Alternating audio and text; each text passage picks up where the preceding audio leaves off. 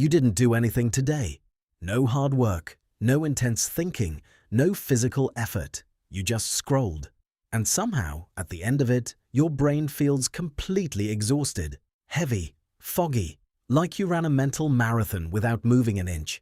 Most people assume they're just tired. But that's not what's happening. Your brain didn't rest today. It worked harder than you realize, and nobody is talking about why. Here's what's actually going on. Every single piece of content you scroll past forces your brain to make a micro-decision. Stay or keep scrolling. Interesting or not, watch or skip.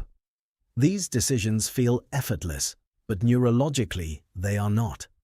Your prefrontal cortex, the part of your brain responsible for decision-making, attention, and self-control, is firing constantly during every second of scrolling. Not deeply, but repeatedly, hundreds of times per session, and that repetitive, low-level activation drains the same mental resources you need for focus, creativity, and emotional regulation. Psychologists call this decision fatigue. Your brain has a finite amount of high-quality cognitive bandwidth each day. Every micro-decision spends a little of it. By the time you've scrolled for 2 hours, that bandwidth is almost gone. Not because you thought hard, because you thought constantly. There's a massive difference between depth of thinking and volume of thinking. Scrolling gives you enormous volume with zero depth, and volume without depth is one of the most exhausting things your brain can experience. But it gets worse.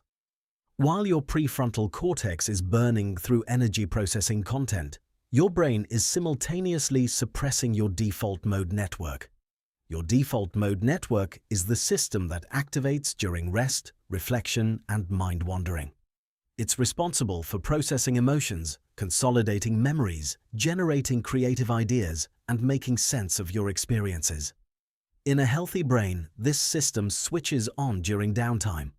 During scrolling, it gets almost completely shut off. Your brain is too busy reacting to incoming stimulation to do any internal processing at all. This is why scrolling never actually feels restful, even when it feels passive. True rest requires your default mode network to activate.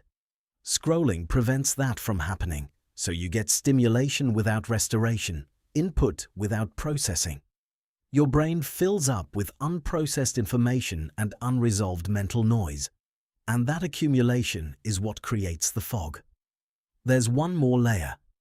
Scrolling exposes your brain to an enormous range of unrelated emotional content in a very short time. A funny video, a distressing news clip, someone's highlight reel, an argument in the comments, a motivational quote. Your brain processes each of these emotionally even when you don't consciously react to them. Your amygdala, your brain's emotional processing center, is firing and resetting repeatedly throughout your entire scroll session. That constant emotional switching is neurologically expensive, and it leaves behind what researchers call emotional residue, a low-level, unsettled feeling that lingers long after you put the phone down. So the fog you feel isn't tiredness. It's the combined result of decision fatigue, suppressed default mode network activity, and emotional residue all hitting at once. Your brain processed thousands of inputs, made hundreds of micro-decisions, suppressed its own recovery system, and absorbed emotional content non-stop.